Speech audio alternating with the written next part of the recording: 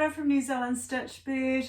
It's been a while since I've actually done a video. I've had a bit of a stockpile of videos because I've been shifting, and I tell you what, it has been massive. It took more than 4 weeks to shift, and people are saying, how can that possibly be? Well, we did downsize. We had a lifestyle property, and we did have a number of external buildings that we had to get shifted with trucks and things, so that took quite a while. Plus we had animals to shift, and of course all my crafting stuff, which has been a little bit overwhelming to say the least, because I not only sew, I also do paper crafting with my Cricut machine. And at the moment, I just have a sewing room, which is the most important room, of course. And all my paper crafting has just been stored, and I didn't really know how I was going to store it so that I could find, if I wanted to find bits and bobs to do something. So what I did in the end was I got some clear containers so I could easily see and categorize them. That way, I'll show you a photo, and this is just some of it. It's just ridiculous. So I think I need to have a little bit of a downsizing in my craft bits and pieces. Anyway, the other thing that I used was those tote supermarket bags, and I'll show you those. I'll show you a pic of those up there as well. And they were really handy for putting papers and things in, because I didn't really have containers big enough. So that was all my paper crafting. Some of my overflow of my sewing I have put into plastic boxes and stored them on shelves. So yeah, we're getting there. Just waiting now for a new shed to be built, and I'm really excited, and that's going to happen probably early next year, and I'll have a bigger sewing room. And so my itty bitty sewing room, this room that I'm in now, will become my paper crafting room. So, lot to look forward to, but it has been a lot. Anyway, I thought I'd come on today, and if you're anyone like me, we've got Christmas just round the corner. I thought I would show you some last minute Christmas sewing ideas. I have been known to be sewing something on Christmas Eve or Christmas morning for a family member, just to give them to add to their present. So here's some ideas that you could do. The first one is a little zipper tote, and I have taught this to students before. All it is a rectangle piece of fabric, and you choose a piece for the inside and a piece for the outside. You overlock around the edges so that both pieces are together. See, this is overlocked here. Then you put your zip in, and that's the easiest way to do it. Make sure your zip is open, and then right sides together, and you just stitch the side seam, and voila, you have got a really simple, so that's what it looks like on the inside. You've got a really simple little pouch. You could do them in Christmas fabrics. You could do them in a theme that matched the personality of the person, if they're into dogs or cats. But the great thing about this wee tote is it sits nice and flat, because I normally position the zip further down. You could even have the zip in the middle if you wanted. It just sits so much better than having the zip right at the top. I know sometimes it doesn't always look so neat, but this one does. It looks great and easy to access your bits and pieces. This was actually made by my daughter, but we made heaps of them over the time, so hopefully she won't mind me sharing the one that she made me. So that's the first one. The next one, I made about 10 of these one Christmas. I don't know what I was thinking, but obviously it was something that I wanted to do. And it's these circular totes that I actually made a wee flat, that you pull the strings on either side, and it comes together as a little drawstring bag. And I've even made a wee flap, and then when you open it out, you can easily see your contents. So this one again is double-sided. So how I made these was I just got a circle. I think this one, if I can quickly measure it, is about, let's see if we can find a tape measure quickly. It's probably about 10 inches diameter. You can make them any size that you want. So what I did was I had 2 pieces of circular fabric, and then I inserted a binding around the edge, leaving a gap each side. And I did the binding on the straight, to be fair. I just thought it doesn't really matter too much because it's going to be gathered up, and it worked fine. And then you put your drawstrings in. This little flap, you don't actually need it, but I just decided to add it. It's got Velcro for a closure, and I inserted that in when I put the binding on. So basically sandwiched the binding in between and stitched that around. I left a gap and then bagged it out. I was trying to think of another way you could do it. I think you could just have your 2 circles. You could leave a gap, do some buttonholes, and then stitch around the edge. I just took this on holiday recently because I needed a smaller, I guess, cosmetic bag.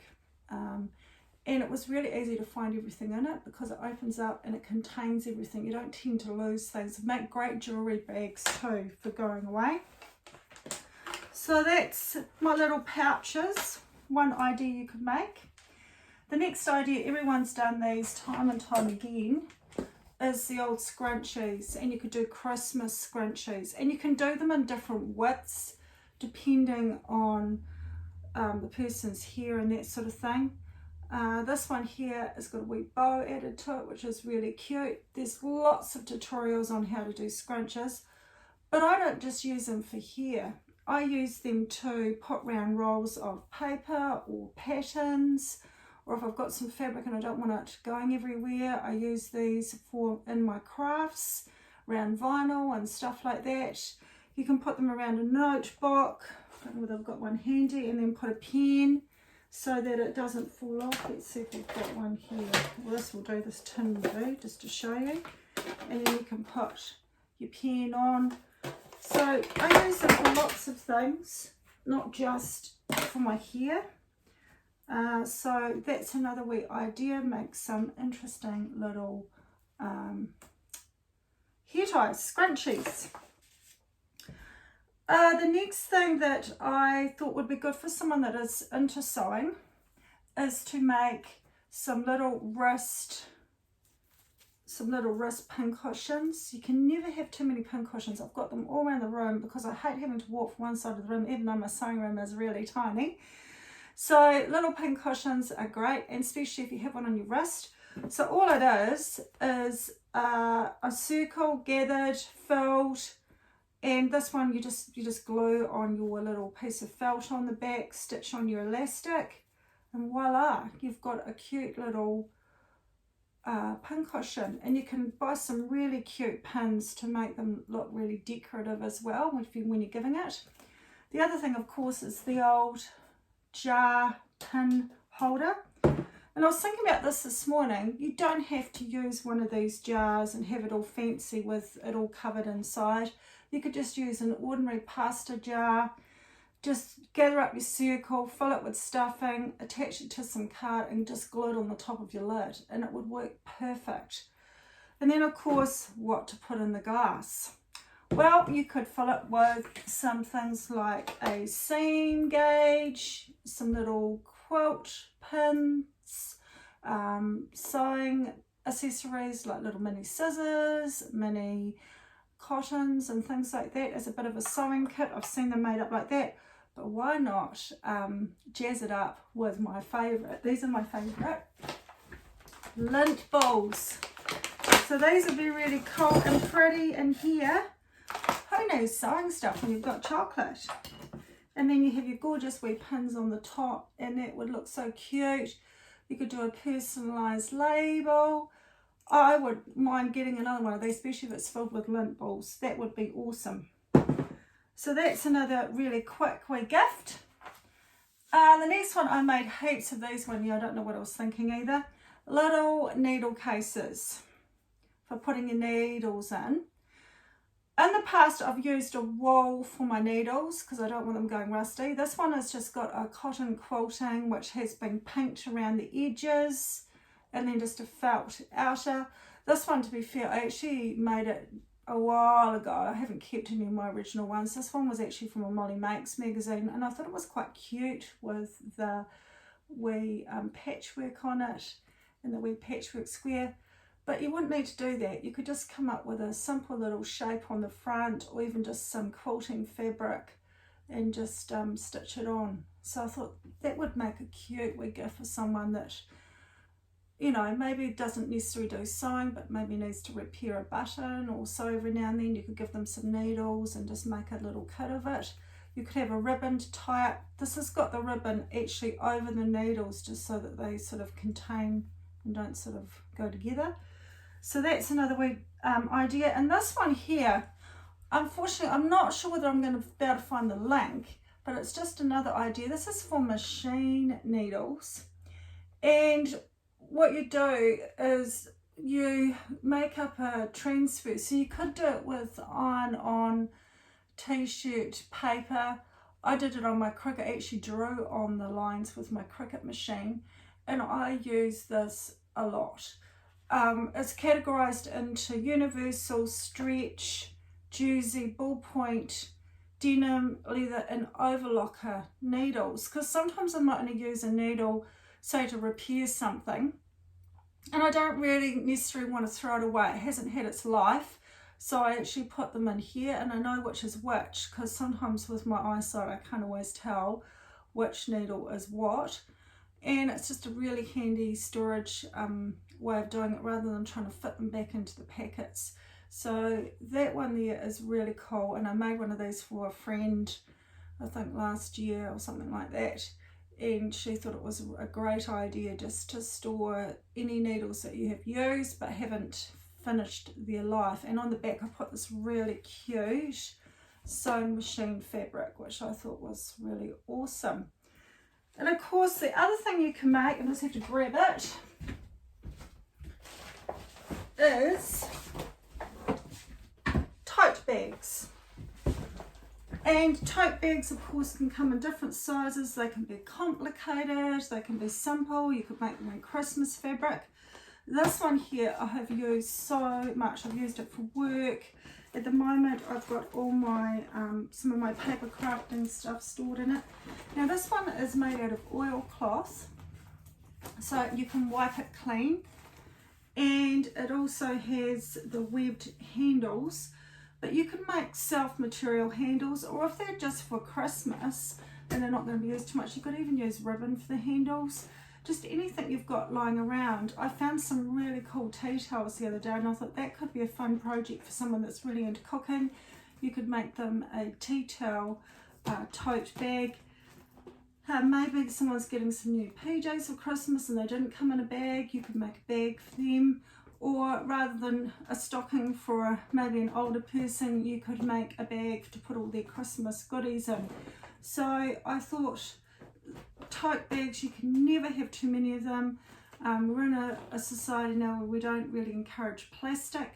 You can put a pocket inside if you want. You could put a loop and button if you wanted to secure the tote. So I thought that is something that you can do that's not going to take too much time, especially when you're like me doing it at the last minute. So I thought, why not? Tote bags. So anyway, next year I'm going to be sewing again. I've had a bit of a drought in the sewing department from the fact that we've been shifting. So I'm really looking forward to making some new patterns and sharing those with you.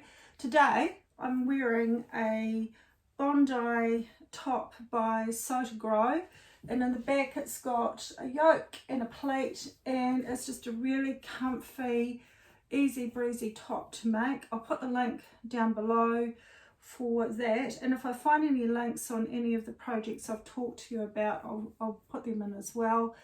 But most of them are pretty easy to find on the internet. It's just giving you a little bit of inspiration. If anyone like me is thinking, what can I do that's quick? These are certainly quick little projects. I just want to thank all my followers. I really appreciate your support, your feedback, and I just want to wish everyone a really happy new year and all the best. I'm sure 2024 is going to be a great year. Well, that's the plan. Anyway, Merry Christmas. Nice to catch up again finally, and I look forward to posting some more videos in the new year. Bye now.